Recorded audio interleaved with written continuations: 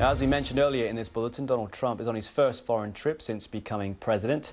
The White House says the 9-day tour is a chance to visit places sacred to 3 of the world's major religions while meeting Arab, Israeli and European leaders face to face. But could political turmoil in Washington have the potential to overshadow his trip? Well, our chief international correspondent, Lise Doucette, is in the Saudi capital, Riyadh, where Donald Trump will arrive in just a few hours' time. Well, the very fact that this first stop of President Trump on his first foreign visit is not just a meeting with the rulers of the Saudi kingdom, as significant as that is. There is not one but 3 summits taking place. The second is with the Gulf Arab leaders, and then from Saudi Arabia's neighbors, and also leaders from across the Arab and Islamic world. The Saudi Arabians are hailing this as the first visit of its kind in history. This is a land of superlatives now, that there will be some 55 kings, presidents, prime ministers and world leaders who will be coming here to Riyadh. They're already here in the city under tight security to meet the American president. And if that isn't the welcome of all welcomes, it tells you exactly what they're hoping to achieve. There's going to be a lot of talk about new alliances to fight against extremist groups, including so-called Islamic State. And of course, for the Saudi kingdom, their main ambition is to get stronger action from its allies, and most of all the United States, to exert greater pressure on Iran.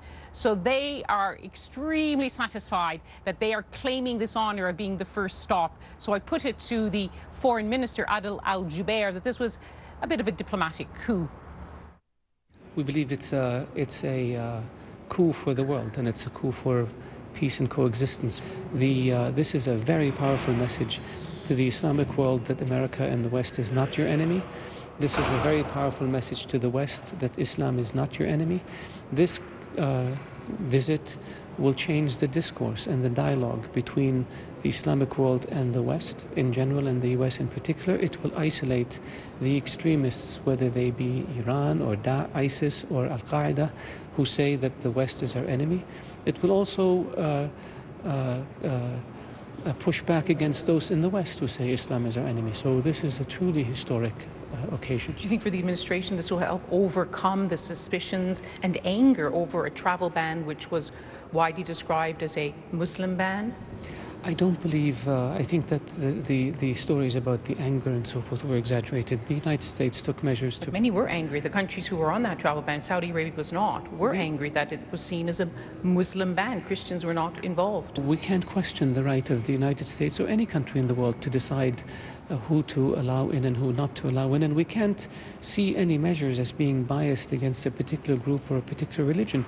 The United States says Islam is part and parcel of the American social fabric. There are millions of Muslims living in America. Most of the Islamic countries were not on that list. Are you worried that for summits which are going to emphasize the battle against extremism, the visit could be overshadowed by the controversies back in Washington over the alleged mishandling of intelligence? We deal with the administration. We deal with the president as our honored guest. We deal with the 55 delegations that are coming from the Arab and Muslim world, and that's what our focus will be. And will you make it clear that you have troops ready to offer from your Islamic coalition? President Trump will want to know what you will do if he's going to become more engaged. We have made that clear for almost a year now, that there are troops available from the Islamic coalition, and that we are prepared to share the burden of going after the terrorists, and because ultimately the terrorists are after Saudi Arabia. We are the land of the 2 holy mosques. They want to take Mecca and Medina, so they have a platform to broadcast to 1.5 billion Muslims, and we will not allow that to happen. That was the Saudi foreign minister talking to the BBC's Lise Doucette in Riyadh.